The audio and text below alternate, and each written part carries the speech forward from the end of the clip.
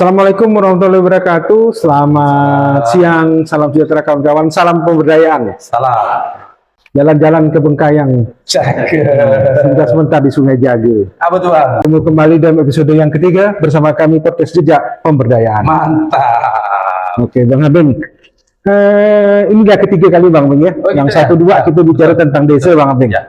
Apa ketika ini kita masih bicara tentang desa atau ada yang berubah? Nah ini kita kan udah bicara tentang desa kemarin Bang ya. Ya. Kita agak geser ke kota segini Bang. Jadi Oke. kita mau bicara tentang pendampingan masyarakat di perkotaan, tapi bukan di mall Bang. Bukan juga di. Kalau mau makan, Iya, makan. Kita Ya. coba masuk ke balik tembok beton yang Oh penjara Bang? Bukan.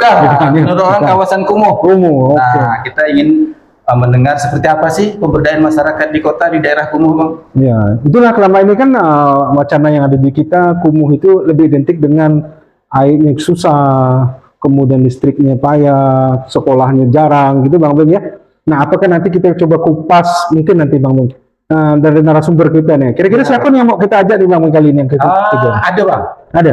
Tapi kita ini dulu Bang. Kita bikin tema dulu Bang. Kita podcast kali ini Bang. Apa tema kita? Nah, supaya cocok dengan yang hendak kita bicarakan tadi. Siap. Nah, tema kita kali ini adalah antara beton dan harapan, membangun solidaritas di kawasan kumuh. Nah, cocok nggak Bang? Wah. Cuman karena dibalik kekurangan infrastruktur di sana Bang, itu katanya ada kekuatan sosial yang luar biasa Bang. Benar nggak Bang? Makanya kita perlu nanya narasumber yang sesuai. Betul Bang Ben. Karena selama ini kan orang sering identik kumuh itu sebuah tantangan katanya, hambatan. Ya. Orang kumuh itu susah diajak dan segala macam. Tapi mudah-mudahan persepsi itu nanti bisa sedikit Ya, berkurang setelah kita ajak. Kalau demikian kita harus tanya orang yang tepat Bang. Oke, siapa nih? Kebetulan sudah hadir di studio kita Bang. Siap. Orang ini tidak cuma tahu teori, Ya. tapi dia sudah bergabung dengan masyarakat Bang. Dia sudah ngopi bersama masyarakat di warung Berumur kopi. lah ya, bahasa Melayu ya. Kemudian sudah diskusi di gang-gang sempit. Siap. Kemudian juga sudah rembukan di pos ronda Bang. Oh. Nah, jadi tidak salah kalau kita hadirkan. Oke, sahabat pemberdayaan sudah hadir di tengah kita Bang Heri Purwanto, Sarjana Teknik. Oke. Assalamualaikum. Waalaikumsalam. Ini Bang, kalau kita bilang Heri Purwanto tidak ada yang kenal Bang. Tidak ada yang kenal. Itu kalau kita sebut namanya Ameng sudah terkenal. Nah, maka kita panggil Bang Ameng saja ya. Oke, sekali lagi kawan-kawan pemberdayaan kita akan coba bahas seperti biasa podcast Jejak Pemberdayaan, kita bicara yang santai-santai Bang Beng. Iya. Tapi bukan berarti kita tidak serius, kemudian Betul, kita Bang. ringan tapi berisi berbobot ya. Ya. Bang Ameng, sebelumnya kita ngopi dulu nih. Oke, Nah, kayak kami tidak intinya meminta teman-teman untuk dapat mampir ke sini ya Bang Abeng ya. Karena sekali lagi KP 101 ini Bang Abeng menyediakan banyak jenis kopi Bang Abeng. Betul. Nah, ada yang Bengkayang, Bang Abeng di mana itu? Kalau yang ini Robusta Pasakyang. Nah, kalau punya Bang Abeng, Ini yang punya sambasnya. sama. Jadi banyak sekali memang di sini kawan-kawan yang mau ngopi silakan ya. Bang Kopi Abeng. asli Kalimantan Barat nih Bang. Iya, daerah-daerah kita, pokoknya seluruh kabar kata itu Bang. Ya, Nah, daripada dikumpul. ngopi yang luar kan lebih bagus kita ngopi Siap. kita sendiri kan gitu. Dan jangan lupa teman-teman untuk like, share, and subscribe untuk podcast kami karena apa yang kawan-kawan berikan itu nanti akan membesarkan kita ya Bang Abeng ya.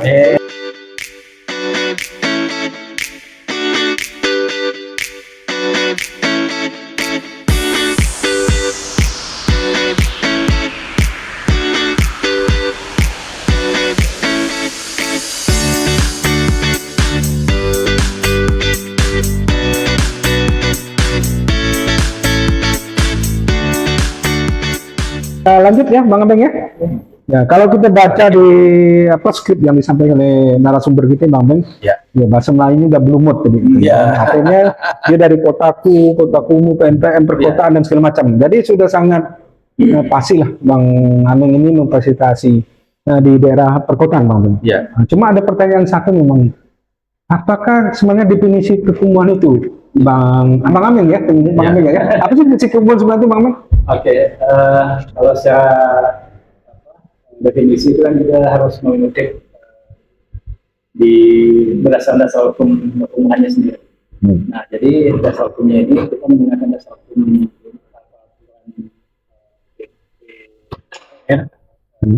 tentang nomor 14 tahun 2018. Nah, kalau definisi perubahan ini kan ada penurunan legalitas fungsi pemukiman. Penurunan Penurunan kualitas Kualitas. dan Terhadap perasaan pemukiman ya bang. dengan ciri lokasinya padat, gitu kan, kemudian sempit dan dengan berbagai permasalahan pendukung pelaksanaan pemukiman yang ada. dan secara definisi. Sebentar bang, sebelum abang bicara itu, apa mungkin memperkenalkan diri dulu bang. Nah, di mana bang tugasnya? Apakah memang abang ini orang pemberdayaan atau apa? Ya. Takutnya nyusup nih bang. Silakan. Nama saya Heri Purwanto, memang panggilan akrabnya itu Ameng ya, itu waktu tugas di Sintang. Jadi pelaku nama Ameng itu Bukan Ahok ya bang? itu nama proyek karena ada teman kita lah, teman dekat yang ini kayaknya nggak cocok lah dengan tes kayak gini, dikasih nama Heri gitu. Terus yang namanya Ameng, jadi sampai sekarang dekat Ameng. Iya. Nah, kalau pengalaman kerja ini mungkin termasuk udah lama juga ya, sejak tahun selesai kuliah.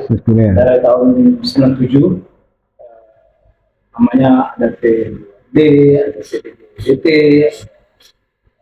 PNPN Mandiri Perkotaan, ada PDKP, yang terakhir baru P3PD. Kalau alam ini Memang khusus nih pemberdayaan ya bang. dari tahun 97 sampai tahun 2024. Jadi lumayan panjang, tapi itu kan bermacam-macam Program. Jadi kalau kita bicara sejarah memang sangat panjang ya, tapi saya kira sahabat pemberdayaan akhirnya bisa memahami ya bahwa tidak serta-merta timbul istilah kumuh itu, pendampingan di daerah kumuh juga ada aturannya ya. Tapi begini bang, ini apakah benar ya bahwa pendekatan pemberdayaan masyarakat di kota tuh kayak apa ya, kayak acara di TV gitu ya, nanti warga dipanggil, dikumpulkan, dipoto gitu kan, kemudian ditinggalkan. Tapi warga menjadi tidak tahu nih apa maksud programnya kan. Nah, apakah benar bang bahwa masyarakat itu sejauh mana mereka diajak bermusyawarah atau cuman dikasih apa Lip service namanya bang. Ya, dikasih nasi kotak nih Bos Eno, ya kan? Pada saat launching program kan. Nah, kita ingin dengar cerita Bang Ameng nih, gimana nih Bang? Itu kan dinamika kita sebagai konsultan pendamping, sebagai konsultan pemberdayaan di masyarakat, memang macam-macam ya. Nah, kalau desa mungkin jauh lebih mudah, ya. Lebih mudah. Kalau di kota mempunyai tantangan tersendiri. Nah, kenapa? Di kota itu jumlah penduduknya jauh lebih banyak, kemudian tingkat kesibukan masyarakat jauh lebih tinggi. Nah, cuma aksesnya lebih mudah. Nah, yang menyulitkan kita memang aturan dari ketentuan program yang harus menyatakan bahwa keterlibatan masyarakat yang harus sekian persen, harus mengikuti sosialisasi, harus mengikuti program dan seterusnya. Nah, itu yang mempunyai, karena jumlah penduduknya itu 10 kali lipat dari jumlah penduduk di pedesaan, berarti lebih banyak, lebih sulit gitu mengumpulkan warga 10 kali lipat dari jumlah desa ke kota. Gitu. Ini Bang Ameng, karena tadi saya bilang dua kata kunci tadi kata Bang Ameng tadi itu. Pertama katanya di desa tuh memang lebih mudah dibanding di kota, ya dengan beragam ya. Kemudian yang kedua, kita harus pandai-pandai mengatur pola agar jangan sampai kehilangan akal. Nah, karena yang lebih penting ini jangan kehilangan pekerjaan Bang Ameng. Kehilangan akal nggak apa-apa. Jadi begini Bang Ameng, dari kata yang disampaikan oleh Bang Ameng itu kira-kira bagaimana dukungan Pemda terhadap program kita Bang Ameng. Nah, misalnya di kota kan lebih sulit. Nah, mungkin sebenarnya kalau SDM bicara SDM lebih bagus mungkin ya. Tapi ternyata kan nggak susah karena mereka kerja rata-rata misalnya kan. Apakah pernah misalnya sebagai pemberdaya kita itu berkomunikasi dengan Pemda, kemudian memberikan advice kepada mereka, ada nggak dukungan yang nyata mengenai hal-hal seperti itu Bang Ameng? Kalau di Kumuh justru pelaku di masing-masing level itu memang ada jatah tersendiri. Jadi memang porsi pemerintah daerah, ada pemerintah kelurahan, ada pemerintah kecamatan, kemudian ada pemerintah kota. Itu memang ada sudah ada. Gitu. Kalau di desa itu memang dari pihak kelurahan. Itu nanti akan bekerja sama dengan pendamping dan fasilitator untuk menjadwalkan, mensosialisasi massal segala macam. Dan itu memang menjadi akan dikomitmenkan pada waktu lokakarya atau sosialisasi awal di kota atau kabupaten. Kan di Kumo juga sekarang tidak hanya di kota, tapi juga sudah di kabupaten tahun 2015. Dan jadi pada waktu di lokakarya di kabupaten, di tingkat kota atau tingkat kabupaten, itu kita sudah memang di SK-kan gitu. Siapa pelakunya, siapa yang di level kota ini siapa gitu, di kelurahan siapa, kemudian di kecamatan itu siapa gitu. Jadi sehingga dukungan Pemda itu menjadi otomatis memang bawaan program. Sehingga kita tidak sebagai pendamping, konsultan itu sesuai dengan kewenangan kita. Tetapi kewenangan kita tidak boleh melampaui kewenangan dari tingkat level kota maupun kecamatan maupun level kelurahan. Jadi tadi kan dari sisi aturan loh ya, regulasi juga pemerintah. Nah, kita coba mau lihat dari sisi penerima manfaatnya, seperti itu ya untuk masyarakat kota. Karena di kota ini kan karakteristiknya khas ya, beda dengan di desa ya. Nah, kita juga pengen tahu nih ya, apalagi di tengah kondisi sekarang nih Bang Seno, tekanan hidup, ya kan, harga cabai mahal, misalnya kan, PHK juga kan, sulit mencari kerja gitu. Itu masih ada nggak sih solidaritas warga ya, solidaritas warga kan? Nah, jangan-jangan kita lebih mudah menemukan masyarakat kumpul untuk menerima bansos daripada masyarakat kumpul untuk kerja bakti misalnya kan, bersihkan parit misalnya kan. Nah, menurut Bang Ameng nih ya, apakah masih ada nih komunitas lokal di tingkat warga tersebut yang kita sebut saja sebagai apa ya? Sebagai penjaga lilin gitu, penjaga lilin solidaritas ini kan. Bukan lilin bukan. Di tengah gelapnya tekanan sosial ekonomi nih Bang. Kita mau tahu nih Bang. Begini, kalau kita tarik program pemberdayaan ya, itu sebenarnya program pemberdayaan itu kan dari tiada menjadi ada, kemudian itu mempertahankan keberadaannya sampai berkelanjutan. Itu fungsi kita sebagai pemberdayaan. Nah, kalau sekarang sebelum masuk program itu kita menganggap bahwa itu adalah potensi yang ada di masyarakat tadi. Di situ ada macam-macam kelompok ya, kelompok yang ada di masyarakat, misalnya yasinan, ada kelompok gotong royong, RT, RW dan seterusnya. Itu memang potensi-potensi yang sudah berjalan di masyarakat. Nah, sebenarnya potensi ini itu sebenarnya tinggal dikondisikan dan didesain gitu.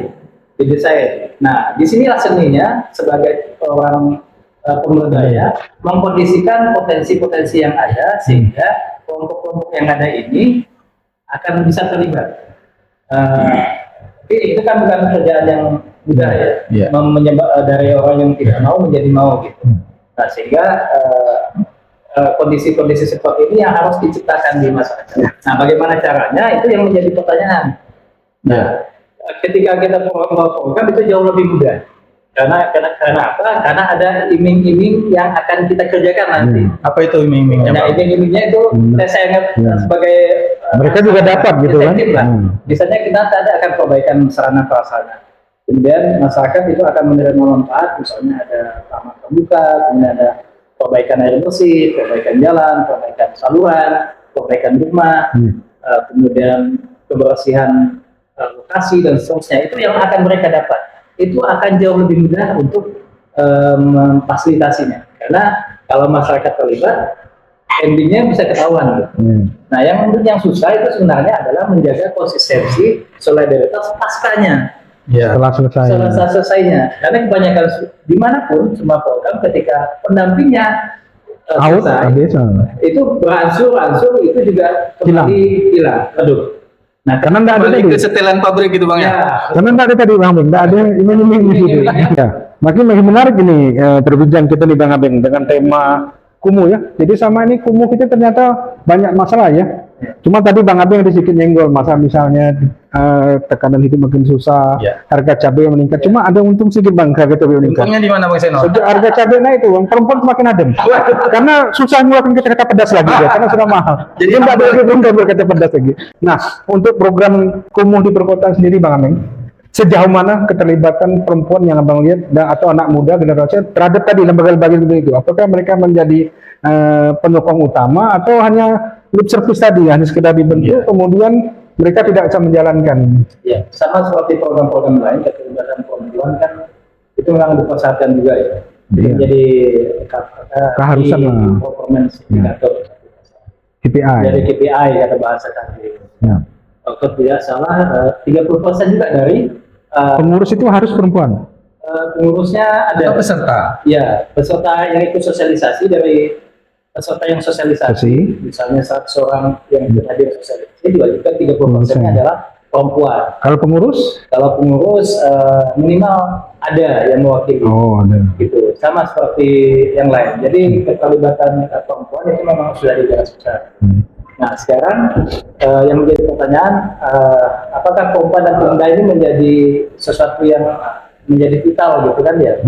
Menjadi karena sudah diwajibkan oleh program, kemudian itu menjadi kebutuhan di masyarakat.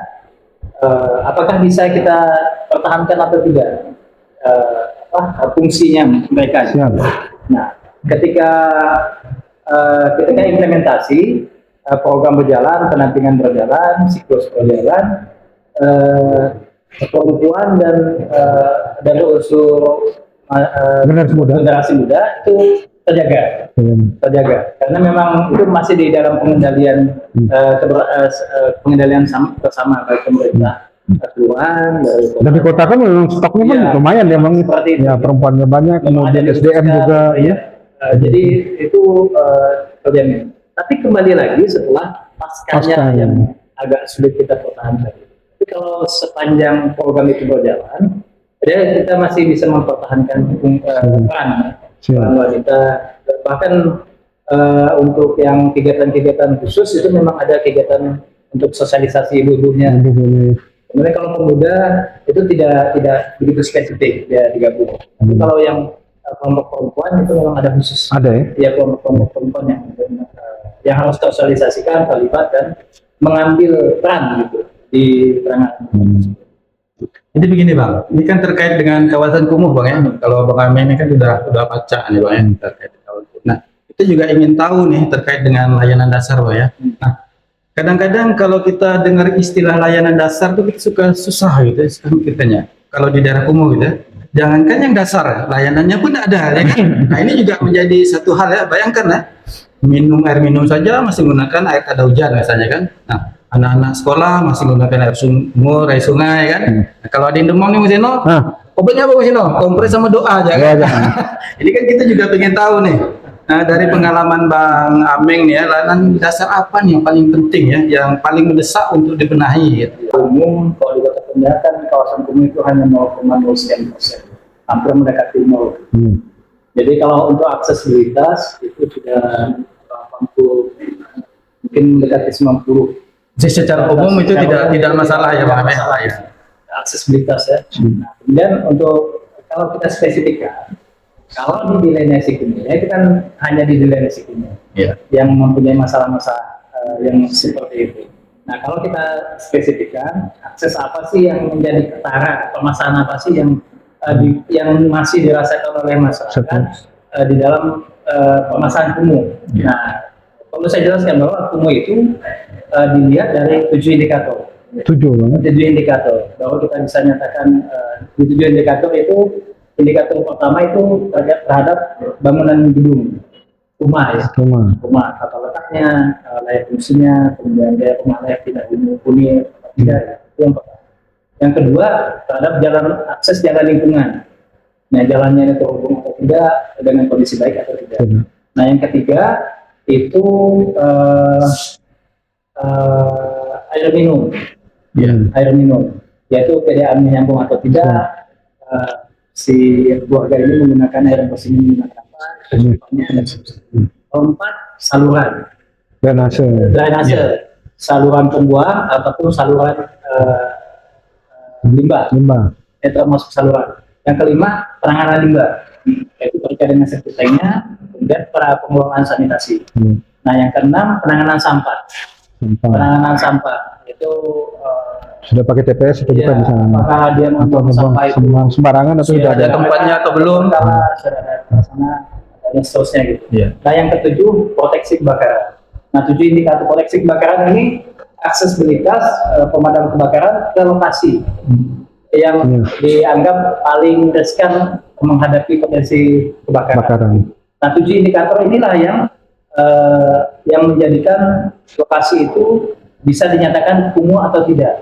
Dari 7 yang tadi, yang paling banyak baik itu di kota maupun di kabupaten, yaitu ada 2 yang menonjol. Yang permasalahan menonjol itu permasalahan persampahan dan permasalahan sanitasi.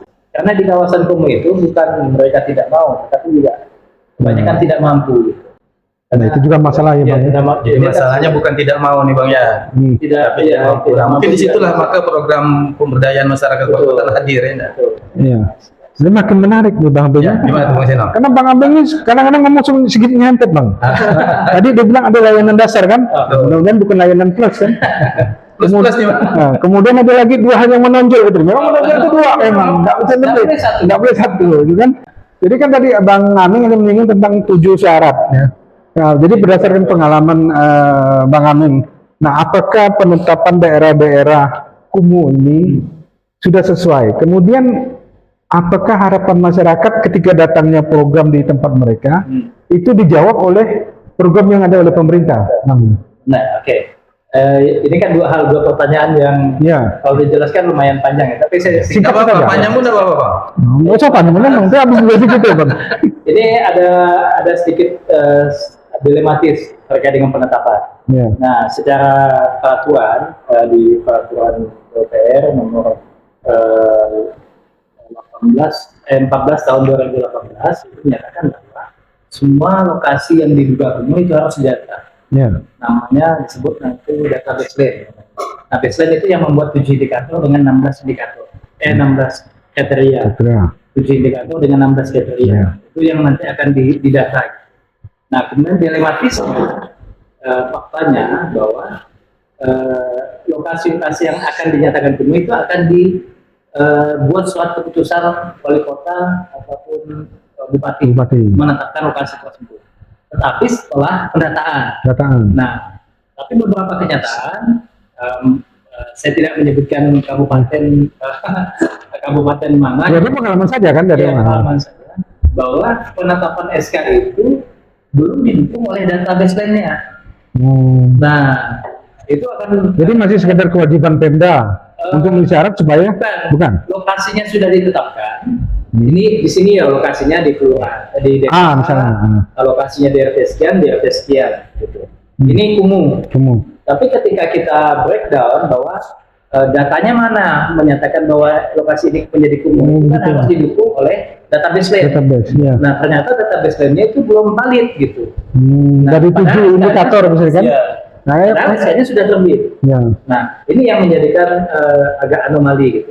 Kenapa ini terjadi? Kemungkinan penerimaan pemahaman terkait dengan penanganan kumuh ini yang belum saya perhatikan belum clear. Walaupun sudah disosialisasikan di level kota maupun di level provinsi bahkan nasional. Nah, bahwa penanganan kumuh itu sebenarnya itu sama dengan RPJMD, RPJMN secara 5 tahunan. Jadi pendataannya juga harus 5 tahunan. Seperti itu. Memang banyak faktor Bang Aming. Kalau kita dari penyampaian Bang Aming ini, ya kita ambil contoh salah satunya mungkin Podia saja Bang Aming ya. Karena memang kita melihat kayak sepertinya kota nih Bang Aming yang getol untuk mengurangi kekumuhan ya. Atau koreksi Bang Aming kalau misalnya salah. Karena kabupaten lain saya rasa belum ada melihatnya. Kemudian tadi kita lihat segala macam dari 7 indikator, kemudian pemerintah mengatakan kekumuhan dari 100 hektar menjadi tinggal sekian hektar. Itu memang juga sepertinya multidimensi Bang Aming. Nah, kira-kira dari belajar pengalaman ini dari banyak-banyak tadi Bang Aming bercerita, kira-kira apa masukan Bang Aming kepada stakeholder lah, misalnya pengambil kebijakan, kalau ada pengatur kekumuhan, apa yang harus kita lakukan? Mungkin ambil contoh Kota Pontianak lah dengan apa ya dengan basic masyarakatnya yang Abang Aming ketahui, kemudian udah tadi banyak berkumpul, kata Bang Aming udah bergaul dengan mereka, kira-kira apa yang perlu dilakukan oleh Pemda untuk melakukan perbaikan-perbaikan untuk mengatasi kekumuhan yang sebenarnya? Dia harus dikembalikan kepada amanah undang-undangnya. Nah, di amanah undang-undang nomor 1 tahun 2011 itu kan bahwa kewajiban pemerintah itu menjamin terwujudnya rumah layak huni, aman, terjangkau, kemudian lingkungan yang sehat, aman, sasi, teratur, terencana, terpadu, dan berkelanjutan. Itu amanah di undang-undang. Nah, seperti itu. Nah, sehingga konsistensi bahwa penanganan berkelanjutan itu menjadi yang harus terjaga. Itulah yang sebenarnya harus dipegang teguh oleh siapapun yang menjabat pembuat kebijakan itu. Gitu. Mereka lah yang diamanahkan untuk merealisasikan amanah undang-undang ini. Itu bukan amanah bukan kemauannya kita sebagai pendamping, tapi itu memang undang-undang. Lepas bagaimana mengupayakan kegiatan atau program ini biar lebih greget ya Bang Ameng ya, biar lebih greget. Mungkin kalau diberi kesempatan ya Bang Ameng di satu forum gitu, yang hadir nih para pemangku kebijakan kayak Pak Wali Kota, kemudian kepala dinas dan instansi terkait nih. Sekarang sudah Bang Ben? Sudah. Tapi baru calon mereka.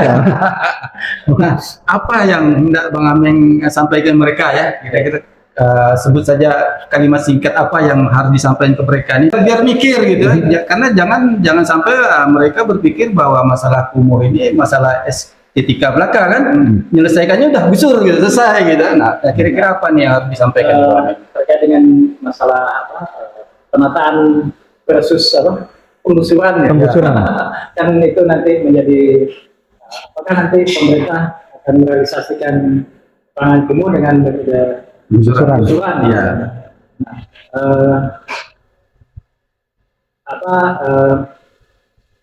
Yang akan kita sampaikan kepada pemerintah itu memang tidak bisa secara personal atau individual, karena setiap penanganan kebijakan ataupun ide itu harus diputuskan berdasarkan keputusan rapat gitu. Ya, artinya kalau cuma ide artinya untuk mengingatkan saja nih kan. Nah, ini kan beri kesempatan nih kan. Iya. Kalau mengingatkan itu sudah ada sebenarnya. Tinggal bahwa tugas fungsi sudah diamanahkan oleh undang-undang, harus dilaksanakan oleh dengan sesuai tanggung jawab dan kewenangan masing-masing di semua level, itu harus dijalankan gitu. Karena kalau tidak menjalankan undang-undang itu berarti melanggar hukum. Ya seharusnya gitu ya. Nah, berarti diingatkan jalankan dulu undang-undang gitu kan. Seharusnya kan gitu. Ya, ada pelaku-pelaku yang ada baik di pemerintahan, di masyarakat maupun yang menangani program ini, itu memang sudah diatur oleh undang-undang. Ya, panjang dari Bang Bengnya sebenarnya cukup ya. Karena nampaknya kalau kita batas umum ini selesai kalau dari kata penjabaran Bang Abeng ini, karena saya lihat tadi kita memang harus begini, harus begitu. Tapi memang ya begitulah. Inti tadi yang Bang Ameng sampaikan, kalau saya boleh simpulkan sedikit Bang Ameng, sebenarnya tidak perlu biaya mahal kita untuk melakukan sebuah perubahan, Bang. Dan mengatasi kekumuhan itu menurut yang saya tangkap dari yang disampaikan oleh Bang Ameng ini, ya pertama harus mendengar, Bang, harus mendengar. Kemudian mendengar harus bisa memiliki kemauan untuk mengubahnya. Nah, kemudian terakhir yang paling penting, Pemda harus percaya. Nah, ini yang penting. Pemda harus percaya pada masyarakat yang mau diubah tadi. Mau tidak mereka, karena bagaimanapun kalau kita lihat ya agak panjang nih Bang Ameng, multidimensi. Apa tadi Bang Ameng cerita juga, katakanlah airnya diberikan, kemudian perusahaan berikutnya membayarnya tidak punya duit. Karena ternyata dia tidak punya kerja, kan seperti itu. Nah, hal-hal ini mungkin menjadi PR berikutnya bagi pengambil kebijakan untuk melakukan beberapa perbaikan-perbaikan ya. Ya, artinya kan sepanjang masyarakat itu dianggap subjek ya, bukan objek. Saya pikir perubahan selalu mungkin terjadi nih Bang Seno. Dan tadi kita sudah dengar juga Bang Ameng kan sudah turut membuka pikiran kita ya kan. Dan sebenarnya regulasi untuk itu sudah ada kan. Nah, tinggal ada kemauan enggak, ini kan bicara politikal kan. Betul. Mau enggak menjalankan atau jangan sampai memandang bahwa ini adalah proyek semata. Tapi ada dua pihak yang mau berubah nih Bang Ameng, Pemda dan masyarakatnya. Nah, kan? itu. Kalau Pemda yang berubah, masyarakat tidak mau susah juga. Selalu ada dan sangat mungkin ya untuk melakukan perubahan ya, meskipun di kawasan yang paling sempit sekali nih Bang. Bahasanya di balik tembok, ya kan, di balik tembok betul. Di bawah atap bocor misalnya kan, tapi masih ada ternyata semangat solidaritas tadi kan, jaga lilin tadi nih. Yang penting bukan gubuk derita ya Bang ya.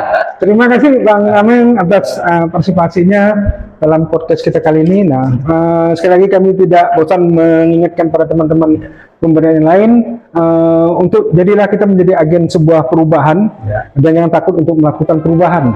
Karena tidak ada kemajuan tanpa adanya sebuah perubahan, Bang Ameng. Tambahan lagi Mas Seno, perubahan itu tidak juga timbulkan belas kasihan tadi saya tangkap dari yang Bang Ameng sebutkan ya. Ini tapi memang dari rasa kesetaraan kan, maka diajak warga untuk rembuk dan sebagainya. Dan saya pikir kawasan kumuh itu bukan titik akhir ya, Iya. itu titik awal nih Iya. gerakan perubahan kan, ya betul nggak Pak Mel ya? Nah ini juga supaya kita bisa nanti mendengar mereka kan, dan juga sama-sama melaksanakan bersama mereka gitu. Oke, terima kasih teman-teman sahabat pembelajaran. Hari Lebaran kita makan ketupat, Ya. ketupat dimakan dengan bakwan. Jumpa kembali kami nanti dalam episode keempat bersama kami podcast Jejak Pembudayaan. Bersama saya Mudartono Saya Abeng. dan Heri Purwanto. terima kasih untuk semuanya. Salam pembudayaan. Salam.